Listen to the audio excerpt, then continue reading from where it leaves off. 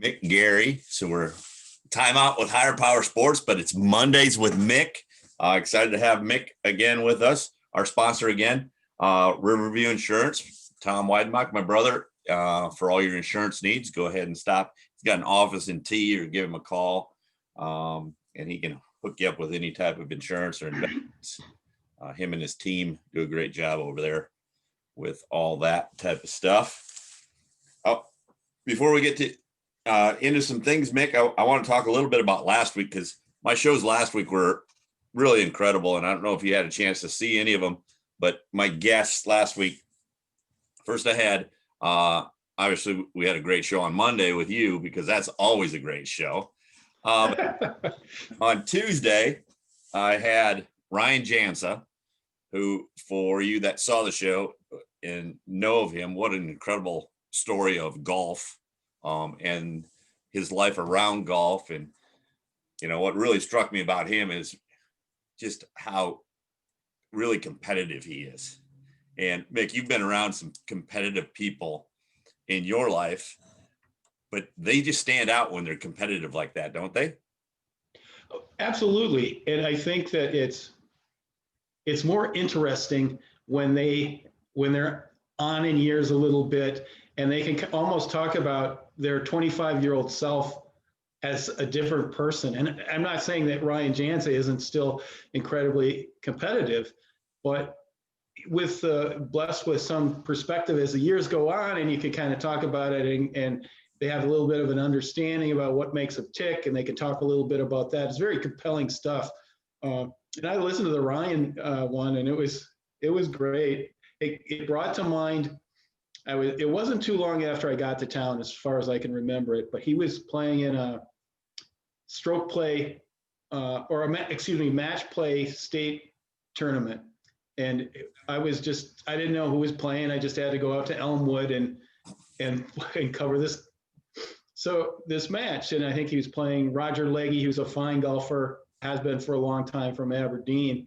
And I think it was hole number 10, which is at Elmwood, is kind of a dog leg left where you can cut the corner. And I'm just don't know either of these guys. And I see Legge hit, and he's got a pretty decent drive there. And then I see Jansa hit, and he cuts the corner. And I've never seen something like that, where one guy is at least 100 yards ahead of the other guy. And it was a good match. It went for a while. So it wasn't like he was a much better golfer than Roger Legge, but he was 100 yards ahead of Roger off the tee, and Roger hit a decent shot. And I'll just never forget that. It's like, my God, he's way back there. Absolutely. You mentioned last week, excuse me, he just can hit it so far. I remember I was in a tournament at Baker, and it was a scramble tournament. I can't remember what it was. And we were playing behind their group. And, you know, fortunate, sometimes I can hit it pretty far. And the long drive on one hole was, you know, on this par 5, obviously. And I thought I'm like, all right, I have a chance. And literally, I mean, it was 50 yards difference. And good. And usually if I hit it that good, I have a chance in some of those tournaments to get longest drive. And I went up there, I'm like, there's no way. And yeah. So, but yeah, just competitiveness and the willingness to go out and practice the way he does, even as an amateur, and, you know, just somebody who, you know, is so competitive in amateur ranks, and just really in golf, you're competing against yourself so often, to maintain or get better and things like that. So that was a lot of fun to listen to him talk about his willingness, and his attitude about practice as well. And then on Wednesday, I had Roman on, and Roman's a missionary, and he was at Lower Brule. I got to know him at Lower Brule, and just an incredible story about, you know, the selflessness of giving, you know, your life to help others. Living in Slovakia, came over to the United States to, you know, to serve other people. And, just, there's not many of those guys out there that are willing to, you know what, I'm comfortable here and I can make a lot of money here probably, but I'm just going to go all the way across the world and go on a reservation and help other people. And that was, I don't know if you saw any of that, but just those people that are willing to do that, it amazes me. It's fascinating, and I did not see that one, but that level of commitment to be to not just talk it, especially when it comes as what most people perceive as incredible sacrifice. Now, I'm guessing because he did it and he's willing to do it and feels good about it, he's got the type of his soul ticks like this isn't a sacrifice. This is what I want to do, and which makes it its own way a little more inspiring yet. Yeah, absolutely. And I said this a couple times throughout the week and weekend after I talked to him, and he mentioned being all over the world and doing all this sacrificing. And, as at Higher Power Sports, as I sit down and I'm trying to figure out what to write for my year-end fundraising letter, and I'm trying to make it big, look at all this stuff we're doing, because, you want people to think, oh, we're helping a lot of people, we're doing, and which I hope we are. But, he said his hope is just throughout his life, if he can help just one person, and he's helped way more than one person, but that perspective of it too, because sometimes in missionary work or service, you think you got to save the world, and you got to save one person. Not even say I'm not saving anybody, don't get me wrong, but you got to get to one person, and you got to have an impact on one person, and that person can help you impact others. So I thought that was, it was really good for me to hear, hey, slow down. And you'll be successful. Well, it simplifies it. It simplifies it, and it makes it, I think, more compelling when you know that it doesn't get too foggy for you. It isn't just, painting with this big broad brush. You're not doing that. You're painting with one brush, a brush for one person. And I think that would be a great way to motivate yourself to keep going with it. Absolutely. And then on Thursday, I had Jed Frank, a little 6-year-old boy. His father, Weston, is a entertainer, a singer, and a songwriter. And his story was he took money out of his piggy bank because he wanted to, he's looking at buying a dirt bike for himself. And so he opened his piggy bank, and he said, when he was counting his money, he had a couple $100 in there. He goes, well, put this towards my dirt bike, put this back in my piggy bank. And he wanted to give $40 to people in need. And that has ballooned. Weston put it on his Facebook page, and that has ballooned to over $7,000 that people have matched Jed's $40 commitment to help people in charity. And it was really great because, I had Weston and Jed on there, not knowing exactly how comfortable Jed would be, but he rocked it. He just, he said exactly what he wanted to, and was very honest about, wanting to help people. And that was really cool to see as well. Well, I got to check that one out. I had it in my head, I was going to watch that one, and I didn't, but it sounds fantastic when you can get a 6-year-old to be all in. Just the whole story is fantastic, and then when your personal experience with him, he's ready to talk about it. That's great. Yeah. So let's talk about a little football, Mick. Some big games in South Dakota this weekend. I know a little bit about the high school teams and things like that from what I talked to other people about throughout the area. Maybe just run down some of the games, and if you know any stories or got any thoughts on teams or programs or the past teams of these teams that you've covered, because there's some great stories there as well. 9-man when I was writing them down, the thing that stuck out on me, the 9-man, there's not one, all three classes, the number one seed is not in the championship game. Viberg Hurley is out, Kadoka is out, and Howard are all out. Which, in 9-man, a lot of times those top teams are obviously they're very good again this year, but interesting that the top seeds didn't make it. Yeah, usually if you have a couple of good players, you have fewer people on the field, and if you have a couple of outstanding players, the impact they can make is ratcheted up a little bit with the 9-man, and which I think most times makes them more difficult for there to be upsets. So that's great if you can pull off a couple of upsets at one of those classes.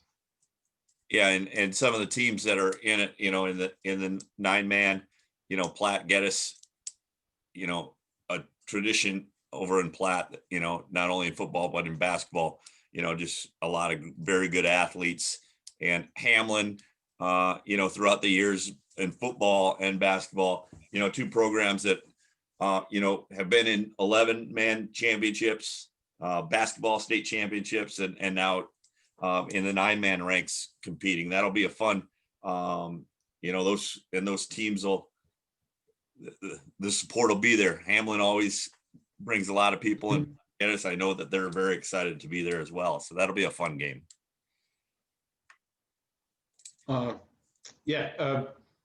Bridgewater Emory Ethan is always been one of my favorites with Jeff Van Leeuwer, coached there for a long time. Fantastic program who didn't, when they had to move up to 11-man, didn't blink really. But he's a kind of a distant relative on my mom's side. And it was funny. This had to be 10, 15 years ago. I'm at this big kind of one of these big family reunions where you don't really know everybody on the Murphy side. And I see him sitting over on this picnic table, and I don't know him well, but I recognize who it was. And I go, "What the hell are you doing here?" And he looks at me and he goes, "What the hell are you doing here?" It was great, but he's a fine coach, and I'm glad I've got to know him over the years. Yeah, absolutely. You mentioned them, incredible success at the 9-man level, many championships. I don't even know how many, but always in the mix. And then to move up to 11-man and not miss a beat. And I get it. We'll talk about maybe Harrisburg too. Harrisburg, that's a great story. Yeah. But they're moving up because of the numbers and, so they should compete if, all that stuff. But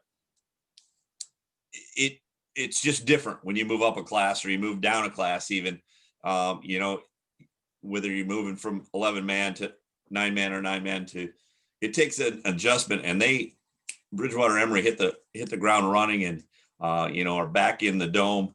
And like you mentioned, Coach Van Leer over there, just an incredible coach and just an incredible history. When you talk about Bridgewater Emory, the Seahawks, Yeah. That's good football right there. Yeah. Well, it's great when you can build a culture like that and keep getting kids every year to play football. Yep. And they're the number 2 seed. They're playing Winter. Again, another program that, you can just look back on in the last lots of great teams. Absolutely. And, just impressive that those teams are able to do it year in and year out. I want to base on Del Rapids, St. Mary's, and Woolsey Wessington as well. Woolsey, always another one of those teams that in 9-man is always competitive. But Del Rapids, St. Mary's, a team that hasn't been there. I don't know if they've ever been to the Dome, but this is a team that really 4 and 5 years ago struggled to win games. They've got a good senior class, and they just stayed with it. Those kids stayed with it, and now are going to the Dome. They've had 2 or 3 games canceled because of COVID, so they basically didn't play their last 3 or 4 weeks, and then they had to go to Faith and to Kadoka. So going to the Dome isn't that far for them after those 2 road trips. Well, I've covered some St. Mary's game over the years, and it means nothing in this context. But if you ever want to just go see a 9-man football game, a South Dakota small town football game, and where they play there in Del Rapids, it is like a poster. It is such a cool little football field and little area there. It's to me, it's the first time I went there. It's like, my goodness, and all these other things were about it, where it was just starting to get dark, and just a beautiful little football field. I can't say enough about it. Yeah, they've got one of the best athletes in the state, a great football player and a great basketball player in Connor Libis. And I want to just give a shout out to him, because not only is he a great player, but he's just a really good young man. And sometimes we talk a lot about, oh, that kid's a hard worker, and, a lot of kids are, but I've never seen a kid that really works as hard and is as dedicated, not only to sports, but his schoolwork. Just he's 18 years old. He's way more mature than I am, and just happy for him to get a chance to play in the Dome this week as well. As a longtime sports writer, it's when you get in those situations, it's so humbling, where it's like, and it's not, boys or girls, and it's like, you're a billion times smarter and more mature than I am this minute, let alone when I was 17. Absolutely. And then we'll talk briefly about the big schools. The talk on Twitter, a couple things is, when's the last time there hasn't been a Sioux Falls school in there? But for me, I'm close to Sioux Falls. I live in Parkston. It's not that far away, but Harrisburg and Brandon Valley, to me, they're still Sioux Falls schools, but obviously they're not. But we mentioned Harrisburg a little bit, but really moving up and being successful again in each class as they've moved up, and good to see them have success at the AAA level as well. I think, and I'm not trying to dummy down anybody else's challenges here, but for Harrisburg to get into that game, given the situation, and when I got here in 1990, if you would have said someday Harrisburg is going to be playing in the biggest class, and there's only going to be 11 programs in that conference, it would have been like, no, you're talking about something where Martians are going to take over the earth. But they've been able to do it. And, they do have, I'm sure, at non-Sioux Falls, other places farther away, or would point out that they don't have, that they have the access to the training facilities. It's all these things that you could point to as where Sioux Falls, I wouldn't call it an advantage, but certainly an opportunity for these kids to get better in these sports, athletes to get better. But you look at Brandon White, who the first time I interviewed Brandon White, he was playing basketball for Chester in the state tournament in whatever year that was. And I thought, he seems like a pretty good kid. And then he went to USD, and he was a good tight end there for the Coyotes for, I think he got hurt, but it was 5 or even maybe 6 years he was at USD with injuries. And I always enjoyed talking to him then. And so it's been great to see him in this situation here, knowing him since he was 18 years old. Yeah. And, the big thing for me is, congratulations to all those kids and the coaches, because they work so hard to get there, but knowing the excitement for those towns and the families and the friends and the communities that get to go, obviously COVID, who knows, some will have to stay home, but the pride of seeing your team on television or in person, playing those type of games, the grandpa and grandmas that get to see, grandson play on that football field, just pretty special time of the year. Absolutely. And it's unfortunate because I don't think, because we don't go to state tournament, or not state tournament, but state championship football games in other states. We don't know how cool it is here, where you have the dome where it's not giant.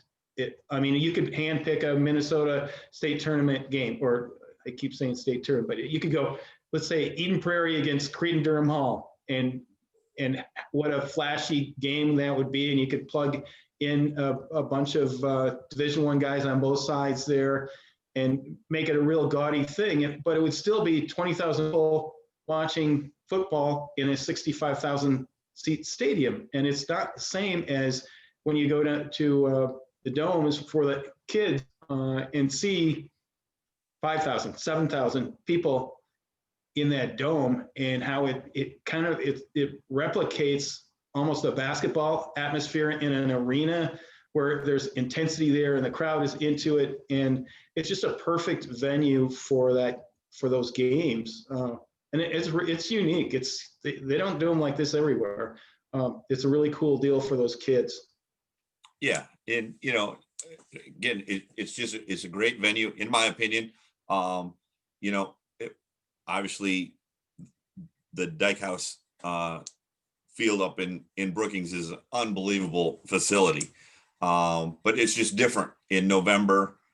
It's so much bigger than the dome, and just that feel of okay, we are playing in front of somebody. I think it's very unique. You're indoors, all that type of stuff just adds. Plus, yeah, and it's not the dome versus Dana Dyke House Stadium. It's not that, because you're like you say, it's a beautiful place. But in this instance, and you take the weather out of it, which you can be charmed into the cold weather stuff, and I understand that. But Grandpa and Grandma aren't going to go to that game most times when it's in November and it's going to be 30 degrees, and you're going to hope for 30 in some cases. So it's just a real cool place, and I think that it's had something to do with the football, and certainly just those games, 6 or 7 games every year, in making it a bigger deal here than it is maybe some other places. Yeah, absolutely. So again, we wish everybody the best of luck this week that's preparing for this trip down to Vermilion, and all those teams the best of luck as they play for a state championship, which is pretty cool. Mick, I've had quite a few conversations the last few weeks with coaches. And let's start on the basketball side of talking to a lot of college basketball coaches. And they've been practicing for quite a few weeks, obviously. And then, throughout the summer, they've had their workouts and all that. And the theme, and we are starting to get to see, as we saw Dakota Wesleyan and Mount Marty get to play this weekend. But the theme has been, we're ready to play somebody else. We're ready to, play a game. When you were covering a lot of the USD or the high school, did you hear that a lot from coaches as they were preparing as well? Oh, exclusively. I mean, especially players. I think some coaches kind of like coaching, and their anxiety about getting a team prepared is probably where it's like, no, we need a couple more practices. And I understand that, but certainly the players are so sick of running plays that the person defending them knows where they're going, and those types of things, and just having to deal with the coaches harping on them, and I think you got reminded of, that at the end of the tunnel, that is what you're looking for with basketball, anything. And you need those things. You need to go, okay, this is why we're doing this. And when you couple that with all the uncertainties with the COVID, and I think that this year it's even more important that as long as it's safe, you got to get out there and start playing actual games. Definitely. Yeah. You need to, I always felt you need to see that progress, see what you need to work on, things like that. I always felt that the preseasons were way too long, in the sense that, practice so many hours. And like you said, when it's dry, I still go to practices today, and, you're watching the 1s versus 2, especially in basketball. In football, it's different because, they're not playing the same positions in that. But in basketball, they know exactly what play you're going to run. You can call it something else, but as soon as one guy does one thing, they know it Okay. Yeah.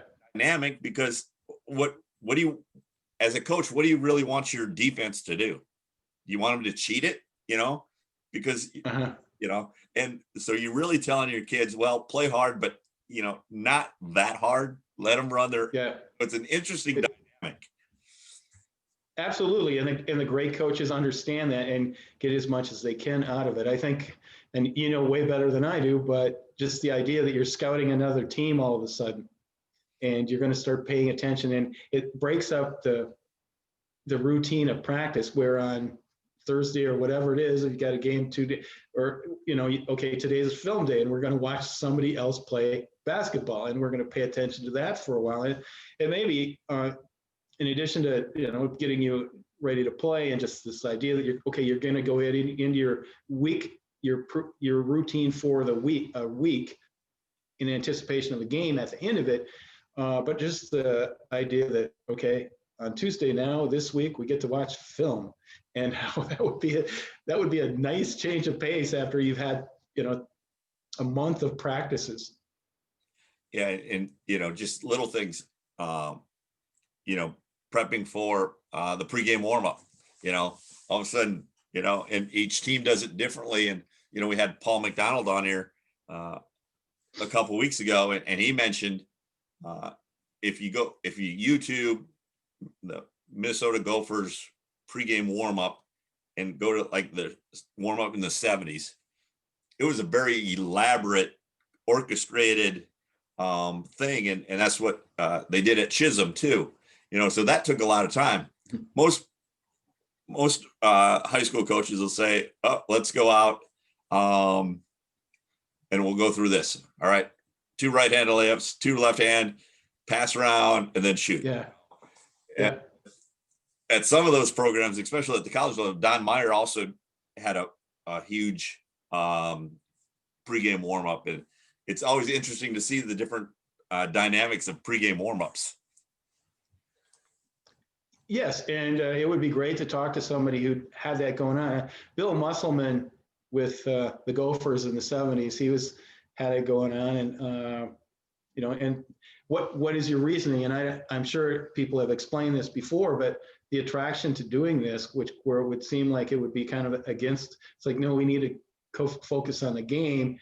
And maybe in this instance, it's like, no, this is a time when you just have to loosen up. You got to get relaxed a little bit.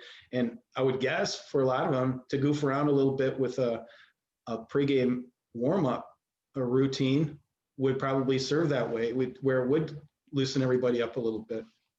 Yeah, interesting, how different coaches and how different players get ready for a game. I was, as an athlete, I was one of those guys that I was better or more engaged if I was a little on edge or a little upset. Other people are better when, they're really relaxed and, joking around, having a good time.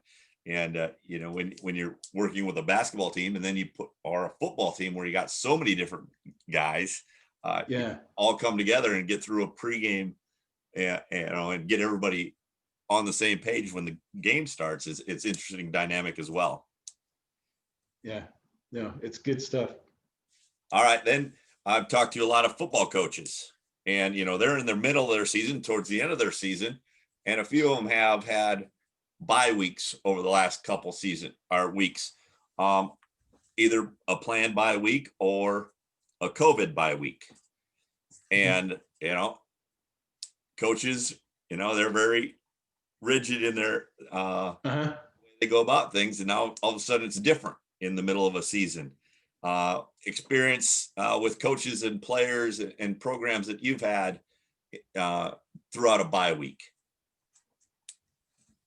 Well, you attach the cliches to it, and especially in football, where there's always going to be some injuries involved, that you want that week in there, but the potential is there, especially if you're coming off a good game, and maybe you've had a couple good games in a row, and maybe at the beginning of the year there was some obvious progress that needed to be made, and all of a sudden you're you're taking a break from that progress. That would, you want that break, that bye week to come at the right time. And certainly if it's attached to COVID, it's a completely different deal because it involves circumstances of kids getting on the field. But I think if you're healthy and you're a football coach, I mean, if your team is healthy, you want to play. I mean, these are kids. It's not the NFL where you got a 32-year-old offensive tackle who definitely needs a break. I think these other guys kind of want to play. Yeah, absolutely. I think in football, you're in that routine, one game a week. So, you get used to that. And when you break that up and all of a sudden you have 2 weeks, it's not like basketball where you might have 2 1 week or 3 1 week and then 1 the next. That adjustment's different. But in football, when that routine is so heavy on this is what we do on Mondays, Tuesdays, Wednesdays, Thursdays, and get ready for that game on Friday or Saturday, very difficult, especially I think on the younger kids, either at the high school level or at the college level, dealing with the freshmen and sophomores that, are a little in and out anyway, because they're learning. Yeah. And now all of a sudden, okay, well, we don't have to play this week. So it's like, you kind of check out, you go into cruise control for that week but the coaches aren't in cruise control. The coaches are in, we're getting better this week, darn it. Yeah. No, it's an interesting part of it, definitely. And it's, if you break it down, the differences between football and basketball and from the coaching side of it, it's interesting. And I'm sure the guys who coach both of them at the high school level and are really engaged in both of them would have some interesting things to say about the difference between the two. Yeah. And, we talk a lot, and I talk a lot to teams about, how's this, what you're going through is going to in life, right? So, both of those scenarios, you're geared up for something in your life, maybe it's, starting in a new project at work, and, you are kind of working on it, but you haven't got to that point, or you worked on it and you're ready for it to be done. Or there's, all of a sudden you're told, you got to work at home this week in the middle of something that you're working on, and that changes. So all life lessons, because really, we have those change of seasons in our lives, as well as those bye weeks, so to speak, in our lives as well. It's the routine is it. I mean, you have to learn to hit the curveballs in sports, and that's a figurative phrase, I guess, but you got to do that emotionally. Sometimes it's, things didn't happen the way you wanted them to, and you got to kind of get your emotions in the right order and get your motivation back and handle discouragement. And so there's that part of it, but also just organizationally, where you have to, there are times when things are, you're going to have to deal with some administrative, what you would maybe consider nonsense, that are obstacles that you got to kind of have to get past.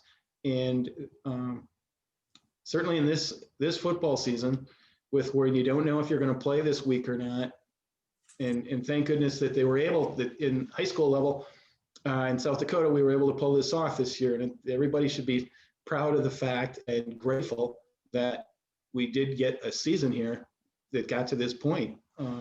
Is great. But, they've all had to deal with uncertainty to a degree that probably they're not used to within the context of a football season. And hopefully in the long run, it's going to be something that they can look back on and, first of all, cherish, but secondly, go, okay, that was a little weird, and everybody seemed to be able to get their thing together and figure this out, and know that you're capable of doing that in other situations. Yeah. You mentioned how hopefully thankful they are. I look back at, some of say when I was a sophomore or a junior in high school, or even a senior, you're looking forward to that big game. Maybe you got beat by your rival the week before or the year before. And, again, especially in football where you play once a year. And I can't imagine how stressful it was or disappointing it was during those weeks where, we can't play our rival this week. That had to be really hard on those kids, I would think, don't you? Yes. When there's a connection there to that particular opponent that might not be there with some of the other opponents, and that being a game that going through the years, especially if you're in a small town, you've been playing these guys as a 7th graders and 8th graders, and not at varsity level, but you're familiar with all the people, and especially, and I'm sure that if this is going to be a good game when you're a senior, it was probably a pretty good game when you were in 8th grade, and you tend to kind of attach. And maybe you're not even having that great a year, but you have a team a lot of times, or maybe 2 teams, where you attach something different to that particular game. And if that happens to be the one that you can't play during a certain year, that's a huge gap there that you have to fill in with something else. Yeah. We'll go back even to the cancellation, and this is a little different, but kind of that same thought. As you get older, things. I saw a breakdown of the AA basketball championships over the last 15 years. I think it was maybe 18, whatever it was. And O'Gorman was in the state final, won it, I think 6 times, and then was in the finals and lost and got second, I think 4 or 5 times. So, now when you talk about it, they were in the finals, whatever, say 10 out of the last 15 years.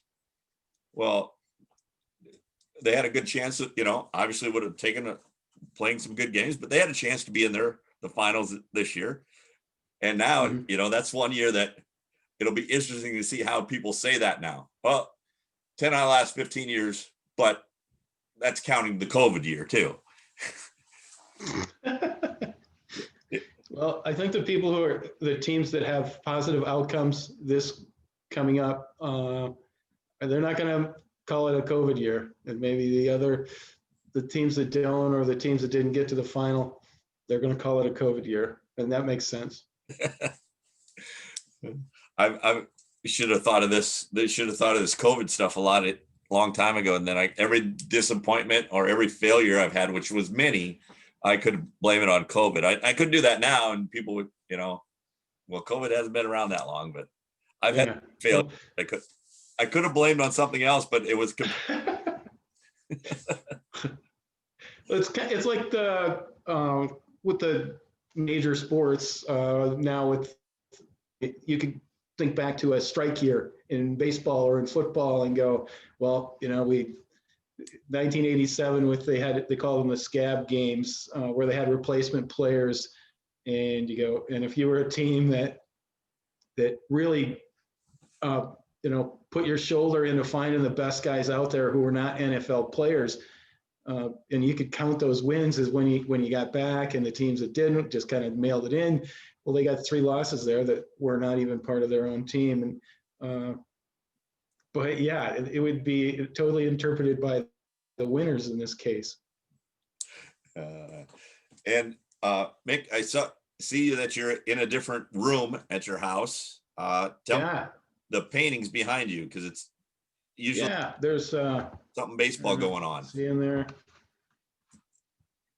My brother Mark, who's a year younger than me, lives in Laguna Beach, and he's a painter. That's what he does. And he's built a nice business out of it, a nice career out of it. And those would be 3 samples there. They invited him back to Austin, Minnesota for an art show.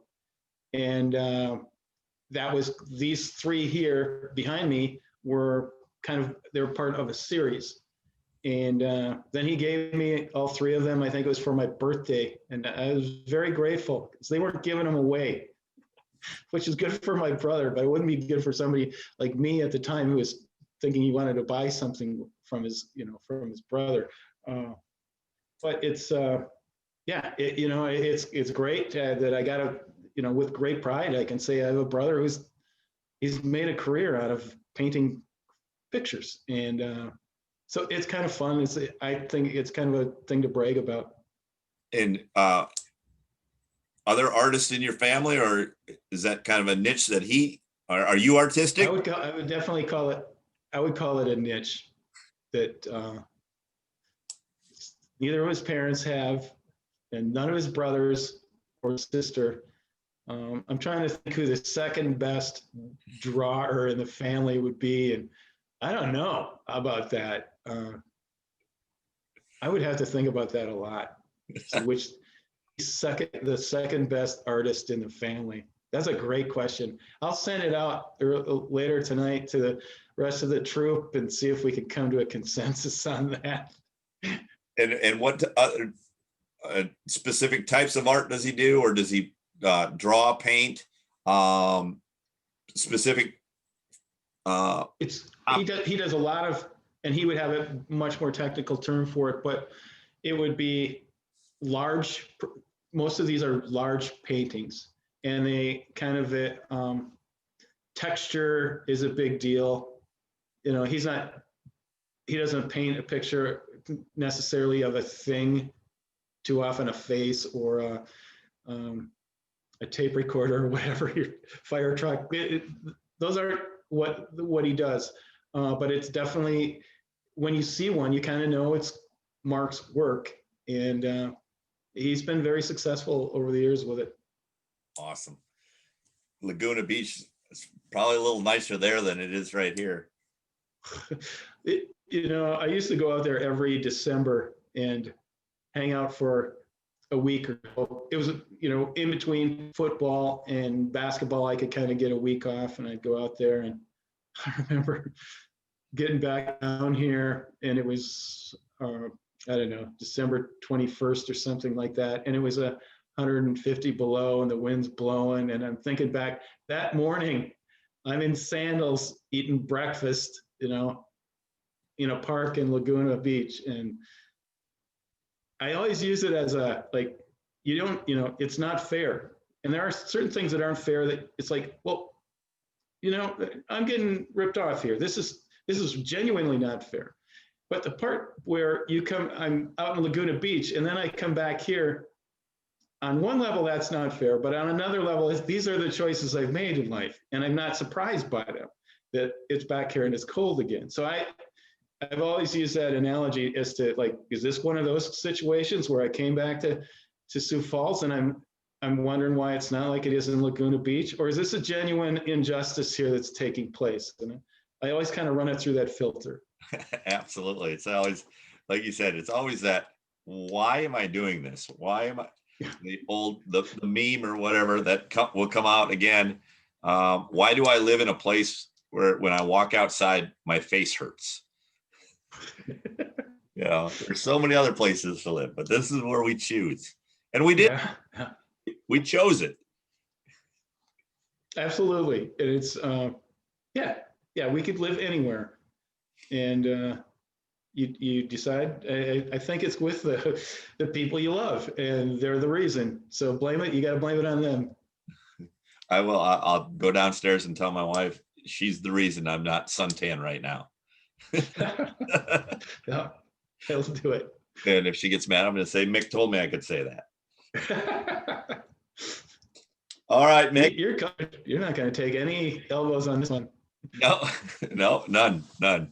All right, Mick. Anything before we wrap up tonight? Anything you want to talk about?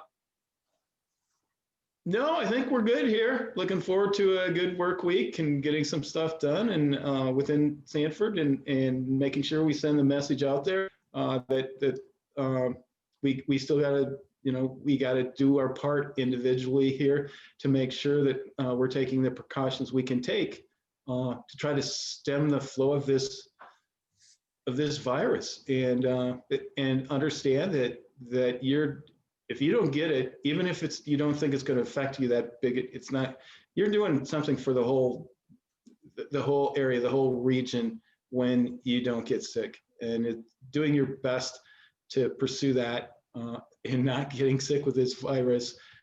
Uh, it's a worthy effort, and it's not always going to be successful, obviously, but it's certainly something to strive for, to take the load off the medical community.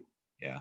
And with that, I think so many times, and we kind of touched on this briefly before, but I think so many times people will say, well, I'm not going to do anything. I'm going to live my life the way it is. And I think you can still do some of that, but you can still be safe and careful as well. And then there's other people that are on the other side of it. I'm not doing anything. And, but I think there's that, you, like you said, just take care of yourself, take care of others. It's simple as, you and I would much rather be face to face tonight. Mhm. And then enjoying an adult beverage after this, with our friends. But we just, for a couple of weeks here, hey, let's just stay back. We'll do it on, we'll get back to that where we can go out and see each other face to face. But, for now, it's a small part, I guess. Like you said, it's not the end of the world type of thing to stay home once in a while. Absolutely. And certainly today with this vaccine that the Pfizer company has is working pretty well, and their preliminary tests here is exciting news, and really, I think for a bunch of people who are starved for good news on this front, it's a ray of sunshine. But we still got to be very, very careful right now and understand that this is an odd time in the world, and right now in this particular area, it's preposterous the number of people who are getting sick. Yeah, absolutely. And I mean, I was like, on Saturday, I was like, aren't we about the point where everybody's had it already in South Dakota? But I mean, we're not even close. But because we don't have that many people, but it takes a long time, even at 1,000 a day, which is an unreal number to me. We're not even close to having everybody have it. So,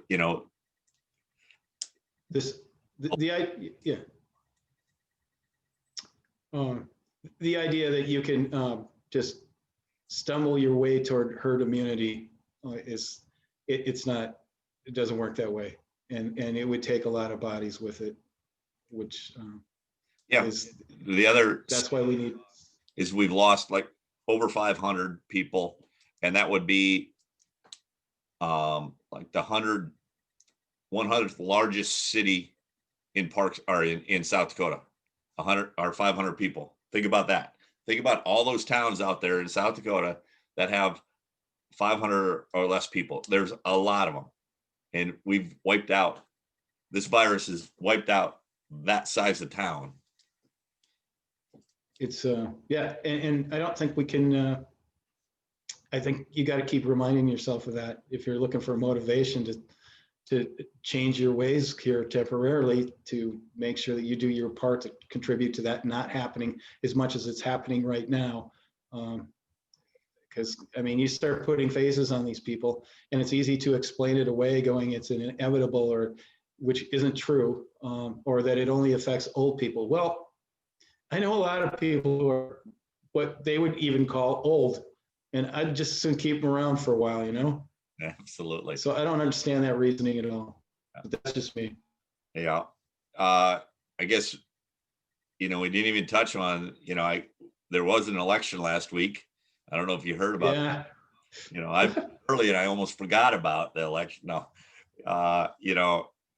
and I don't want to get into it too much, but just again with the election and the process of whoever's going to end up being the president, I just hope our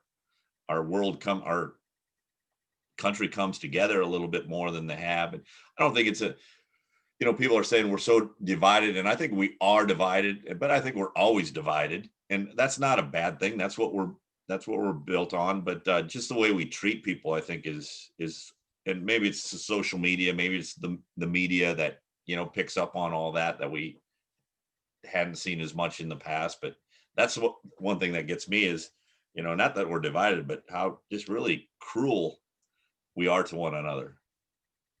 Yeah, and anxiously cruel, like you're waiting for the opportunity to be cruel about something. And all I would say is that, in this instance, both, I would say, broaden your world, and that you're looking at, can we really exist like this with everybody at it? But tighten it in that, okay, this person over here, I know probably voted for somebody else, and probably, if you really want to probe, they have strong feelings about it, and you could get really wound up about it. But think about this person otherwise, and how many decent things they do, and what a decent human being they are, and how you enjoy their friendship, and that should be it. That's what we do every day. We get at, you go out and be a kind human being, and not worry about who they voted for or what they think about politics. Yeah. And, are you willing to be as supportive of your friends and family that know your name, that are within your group, as you are to say, I love this guy, I love that guy running for president? Are you willing to take that stand and say, you know what, I'm here for you? Because we could go on and on, but I'm sure there's not many people that agree with everything that Donald Trump's ever said or everything Joe Biden's ever said. There's not people in my family that agree with everything I've ever said, but love me as unconditionally, and they do. But are those people out there that are so adamant about things? Are they living their life? Are they that passionate about their family and their loved ones? I hope so. Mm-hmm. Yeah, absolutely. The way I was looking at it was it was like, okay, if the person that I didn't want to win the presidential election, if it was the other person, and I don't like this person, what's the ultimate compliment I can give that guy that I don't like? It's to give him the capability, the capacity to ruin a day or to ruin a relationship with someone. Don't give this person who you didn't vote for that power. Back away from it. Run your life. Have your life, Absolutely. That's my very primitive philosophy on that. Absolutely. And again, it doesn't matter what side you're on, or, that's just simple. Well, it seems simple, but we're a complex creature for sure. All right, Mick, I appreciate your time again. We'll do it again next Monday.